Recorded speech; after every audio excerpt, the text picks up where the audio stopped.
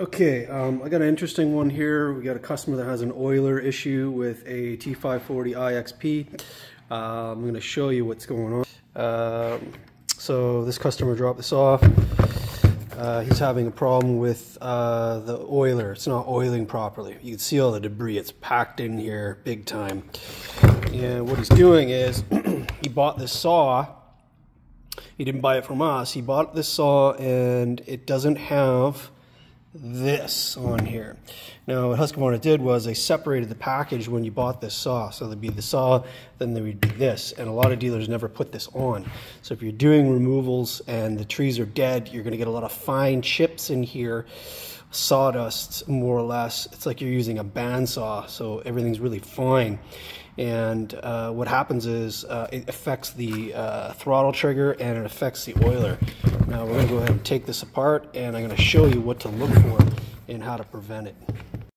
Okay, we've gone ahead and cleaned off underneath the clutch cover, and I'm going to show what we got here. Okay, we got full power, and we're going to make a roar and see what happens.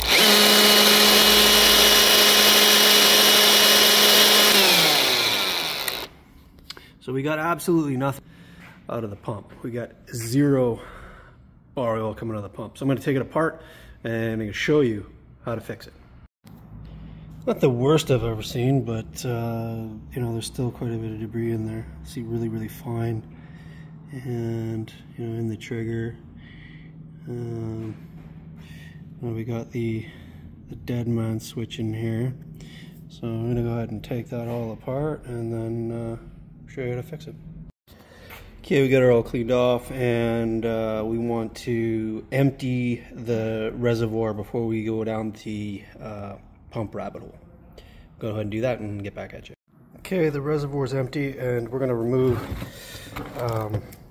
this screw, and that will take off the tank, and then we will walk through what's going on here. Okay, we got the tank off. She's over here. And basically you can see what's going on here. You can see all that debris in there. It's just plugging everything up functionality wise. You can see the dead man switch in there as well. That's another problem with being packed with so much debris. I'm going to go ahead and clean this out, and then I'm going to show you how to clean the rest of it and put it back together. Okay, we had to take the engine off. I'll put a link down to the other video that we've done that tells you how to disassemble this entire unit and put it back together. We're trying to make this one a little bit short here and specific to the oiler. So you can see all that debris there. This is never going to work at all. Never going to work. So I'm going to go ahead and take this off, and we're going to clean it. And I'm going to show you what it looks like when we pull it off. I'll get back to you in a second. Okay, we've gone ahead and cleaned this out. You can use a little bit of brake cleaner. I wouldn't use carb cleaner on this, just a little bit of brake cleaner. Use a little bit of an air compressor, clean that all out, and we're going to reinstall it and put it all back together, and I'll walk you through that process. Okay, we got her back in. When you go to put this in, it's just a little, you need to use a little bit of finesse to put it on an angle. There's a little post sticking out where it clips onto, and we're going to go ahead and put everything back together. Again, I'm not going to show every little piece here. This is mostly just to show you how to clean this out. If you refer back to our other video, it shows you how to break down the entire saw from piece to piece. So I'm going to put it all back together, and then we're going to see if the pump works. Okay, at this point we have everything back together. I'm just going to fill it up with bar oil and do the testing here. Everything's cleaned off, and we'll see if bar oil shoots out. Okay, here's the moment of truth. We're going to run the new bar oil through the saw, and we're going to do battery on here. Let's see if you... Battery on.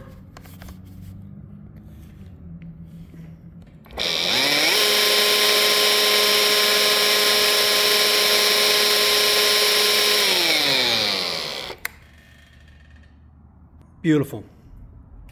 We got full pull, and that's pretty much in a nutshell When you get into these battery saws, it's sort of a different methodology as far as what your maintenance is, and what a lot of it comes down to is cleaning, and then you get the most performance out of these saws. At any rate, there you go.